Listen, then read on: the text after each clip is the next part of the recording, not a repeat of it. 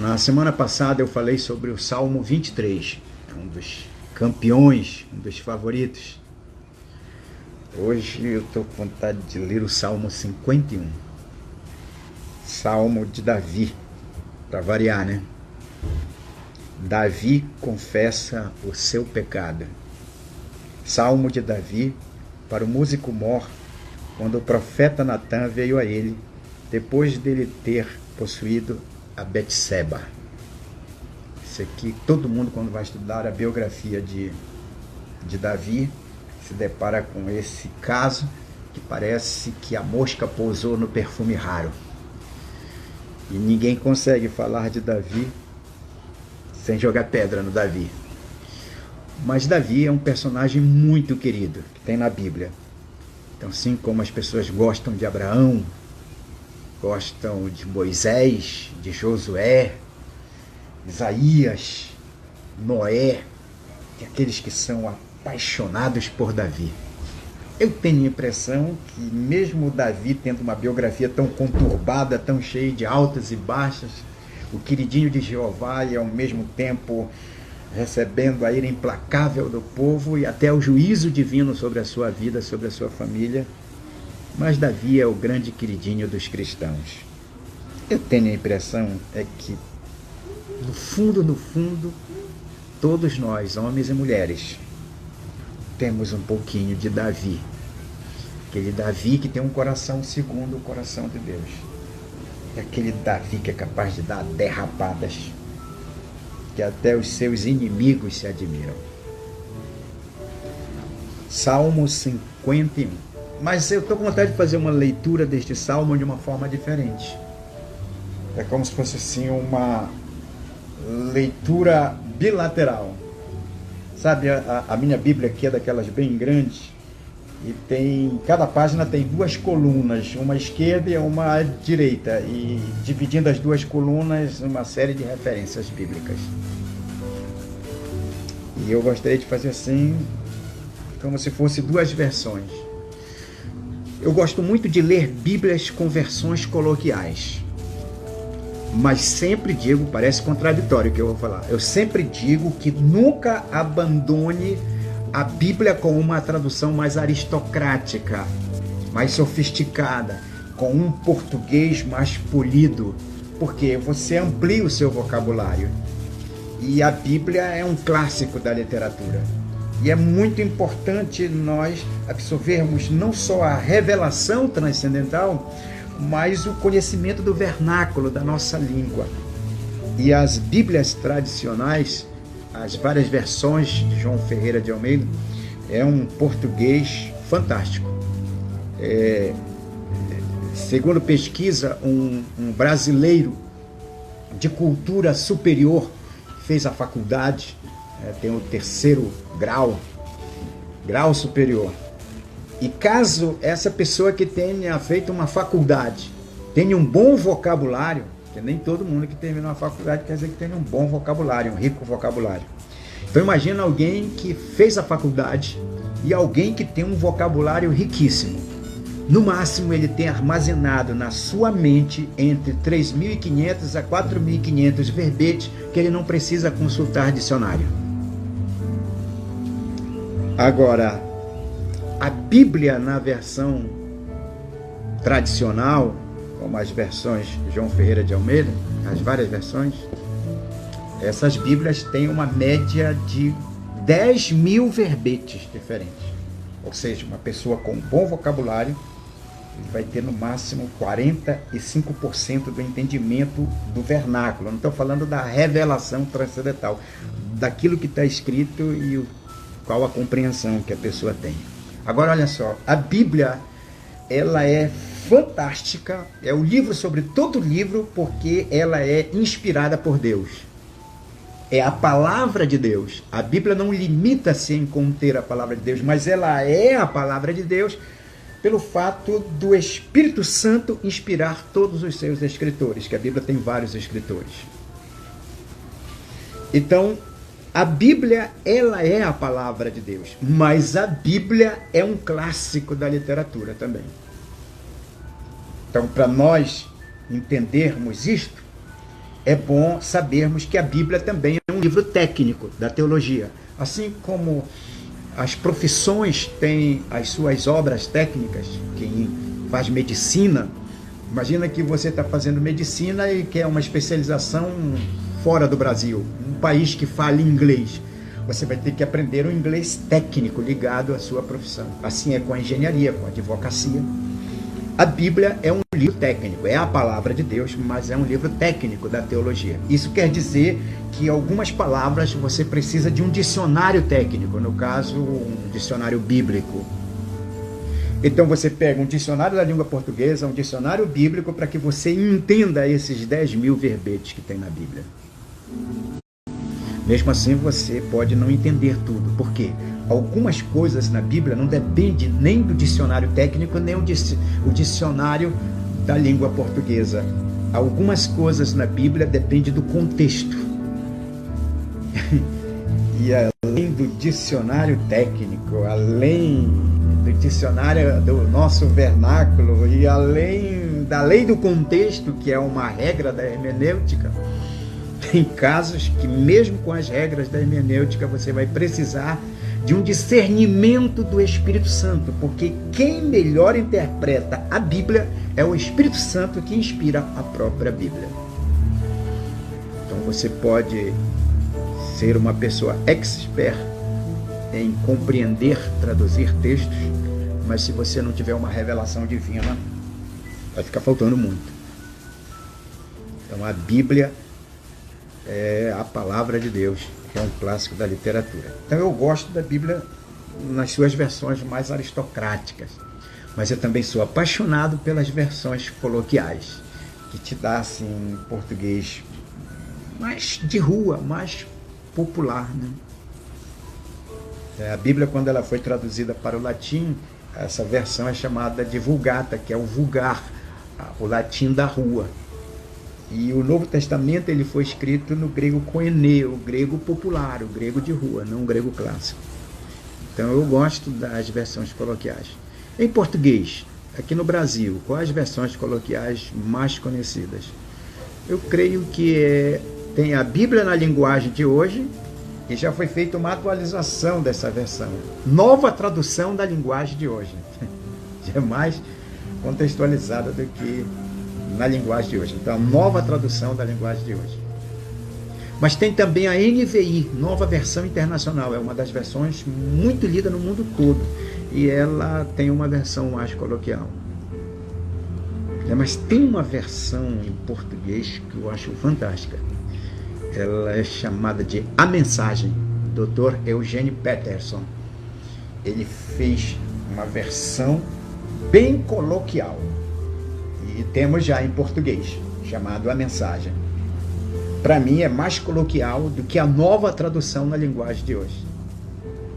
E aí eu peguei essa versão do Dr. Eugene Peterson e estou fazendo um paralelismo. Versão bem popular, bem coloquial, talvez a mais coloquial em português, e aqui eu estou com essa versão assim com português mais clássico, mais polido, João Ferreira de Almeida, edição corrigida e revisada, fiel ao texto original, esta versão da Sociedade Bíblica Trinitariana. Então, na versão tradicional, ela diz assim, Salmo 51. Tem misericórdia de mim, ó Deus. Deixa eu voltar um pouco, né? Logo quando eu entrei aqui na live, eu disse que era o Salmo 51, de autoria de Davi. Davi confessa o seu pecado. Salmo de Davi para o músico mor, quando o profeta Natã veio a ele, depois dele ter possuído a Betseba. É interessante, depois Davi casa com Betseba, o filho que ela concebeu desse ato translocado do rei Davi veio a falecer. Mas depois, Davi já casado com Betseba, Betseba dá à luz a um filho e é colocado o nome dele de Salomão, que se torna o substituto do rei Davi na monarquia de Israel. E é interessante que Betseba e Salomão entram na genealogia de Jesus, o Messias. A graça não é justa. Graça é graça. E eu não sei onde Deus estava com a cabeça quando resolveu nos amar graciosamente. Tomara que ele nunca mude de ideia. Então este salmo, ele é confissão. E por que eu estou lendo este salmo, né? Quando eu fui falar sobre o Salmo 23, eu dei uma razão. Hoje eu quero falar o seguinte: quarentenas são fases. E agora lockdown, né? Parece que é como se a sucuri desse mais uma volta no nosso pescoço. Então, a gente vai passar uma outra fase do humor da quarentena. Mas em qualquer fase, e principalmente numa situação dessa, é como se a gente olhasse no espelho, tentasse ver a nossa alma, a nossa história, como está a nossa vida espiritual. E eu creio que milhões de pessoas estão fazendo reflexões que comumente jamais fariam, chamando a realidade, trazendo à tona talvez fantasmas antigos. E todo dia a gente se olha no espelho. E como agir ou reagir numa situação dessa. Este salmo, ele te ajuda muito. Não vou ler todo o salmo. Vou pensar alguns versículos. Os primeiros versículos que eu vou ler são os versículos 1 e 2. Então, na versão tradicional, diz assim: tem misericórdia de mim, ó Deus, segundo a tua benignidade. Apaga as minhas transgressões, segundo a multidão das tuas misericórdias. Lava-me completamente da minha iniquidade e purifica-me do meu pecado. Olha, é um momento muito especial para fazermos isto. Fazermos uma análise introspectiva, uma análise retrospectiva, que tanto vai para o passado como para dentro de nós. E se detectarmos, vermos qualquer coisa que não está batendo legal com aquilo que Deus espera da gente, daquilo que Deus conta da nossa parte, por que não resolver esse problema? E foi isso que Davi fez. Ele abre o jogo, ele confessa. Agora, na versão do Dr. Eugênio Peterson, essa primeira fase que diz assim: tem misericórdia de mim, ó Deus, segundo a tua benignidade, apaga as minhas transgressões, segundo a multidão das tuas misericórdias. Lá ele diz assim: apaga o meu passado sujo. É isso que ele está dizendo. Ele está sendo bem claro. A linguagem coloquial é isso que Davi está dizendo. Apaga o meu passado sujo. E no segundo versículo: lava-me completamente da minha iniquidade e purifica-me do meu pecado. Aí ele diz assim: os meus pecados ficam me olhando o tempo todo. São como fantasmas, pronto para assustar, para constranger, para envergonhar. É assim que é a linguagem coloquial. E esse é um momento de fazermos isso. Estou dizendo que todo mundo tem necessidade, precisa fazer. Quer dizer que está todo mundo em pecado, não é isso que eu quero dizer. Mas essa é uma oportunidade de ouro que Deus nos dá, para fazermos uma autoanálise. Examine-se, pois, o homem a si mesmo. Não é só dia de Santa Ceia, é todo dia. E quarentena é uma boa época para fazer isso. O versículo 4, ele diz assim: contra ti somente pequei, e fiz o que é mal à tua vista, para que seja justificado quando falares, e puro quando julgares. Aí vem a pergunta: foi só contra Deus que Davi pecou? Não, ele pecou contra as esposas, pecou contra a família, contra os amigos, contra o líder religioso dele, contra a nação dele, porque vem juízo sobre a nação. Mas todos os pecados que nós cometemos, por mais atinjam, por mais que venham atingir pessoas próximas a nós, o principal coração atingido é o coração de Deus. Porque todo pecado, mesmo que seja contra o próximo, não deixa de ser uma afronta contra Deus. Então ele vai direto a Deus, que é o reto juiz. Contra ti somente pequei e fiz o que é mal à tua vista, para que seja justificado quando falares e puro quando julgares. E na versão coloquial diz assim: o que decidires a meu respeito será justo. O que quer dizer isso?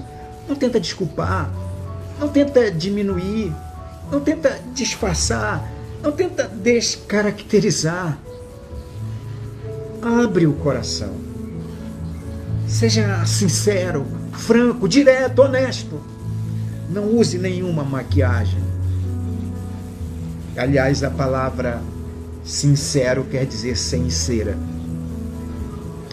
Os artesãos antigamente, quando eles faziam principalmente vasos de cerâmica, e alguns, às vezes, para enganar o cliente e querer mostrar um vaso de cerâmica perfeito, às vezes eles colocavam cera, aí a pessoa olhava assim, via perfeito, lá na frente, com o sol, arranhava, quer dizer que o vaso não era perfeito e a pessoa tinha sido enganada.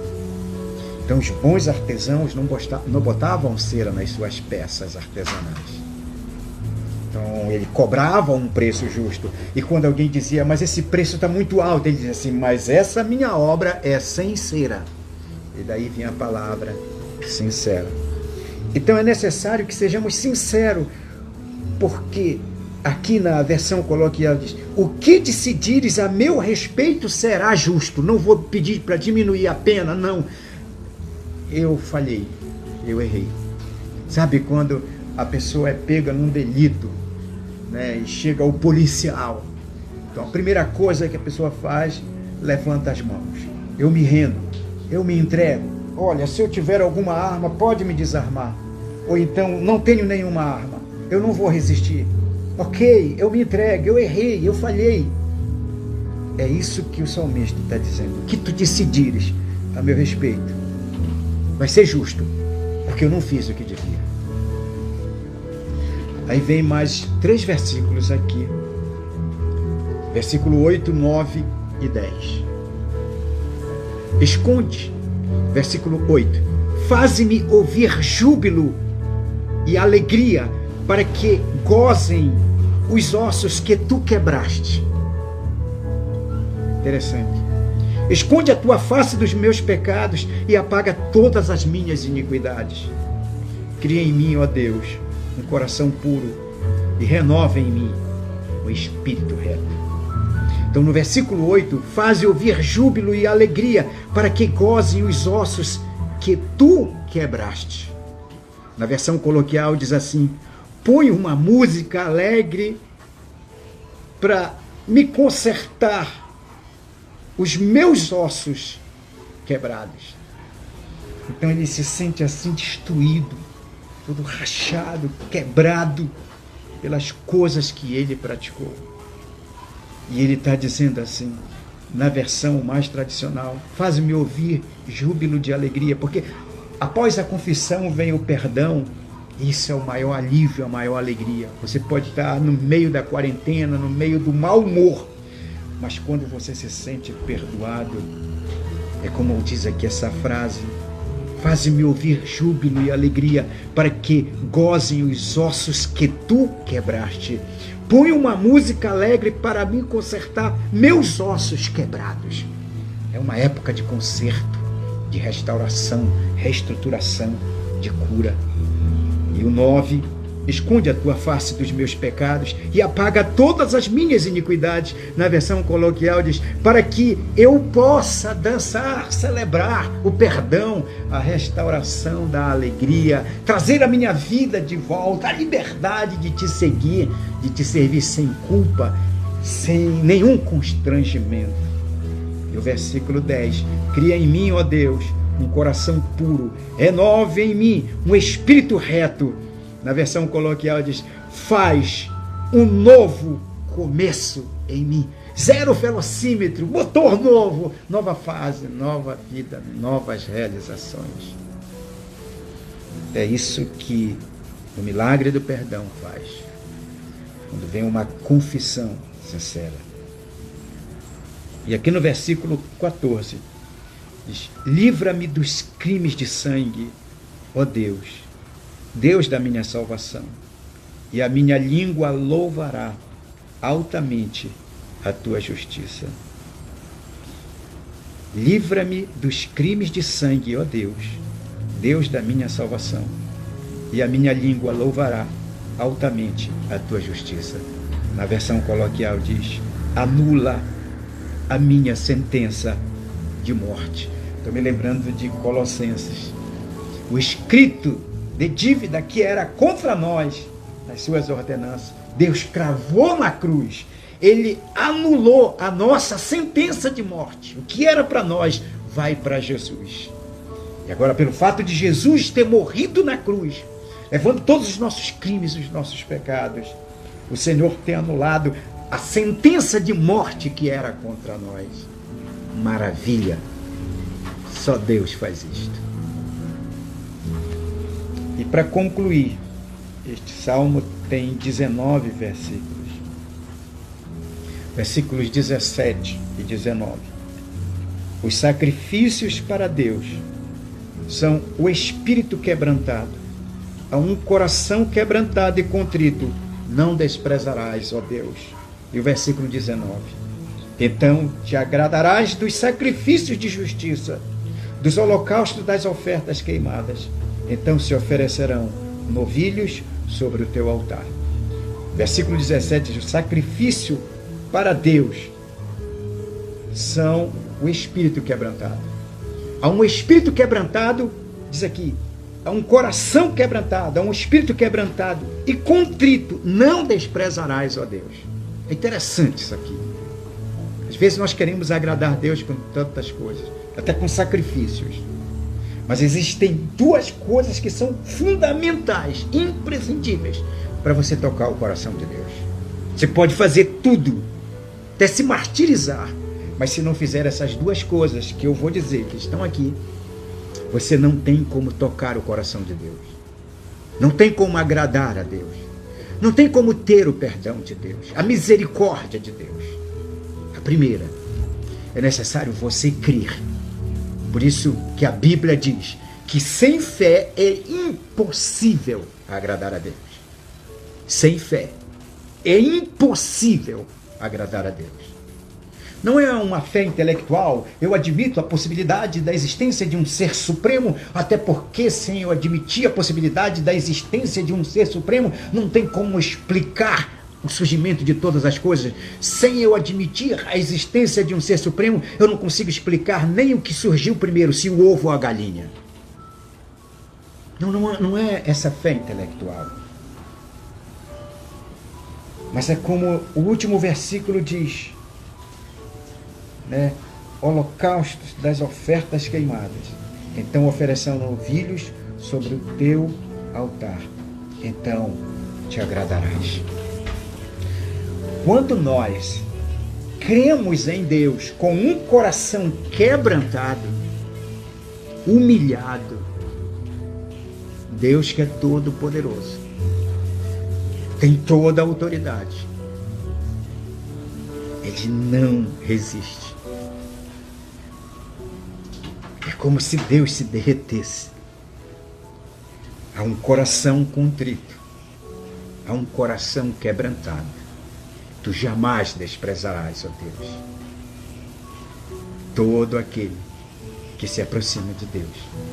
Creia que Ele existe e é galardoador dos que o buscam, porque sem fé é impossível agradar a Deus. Então, Salmo 51. Apaga o meu passado sujo.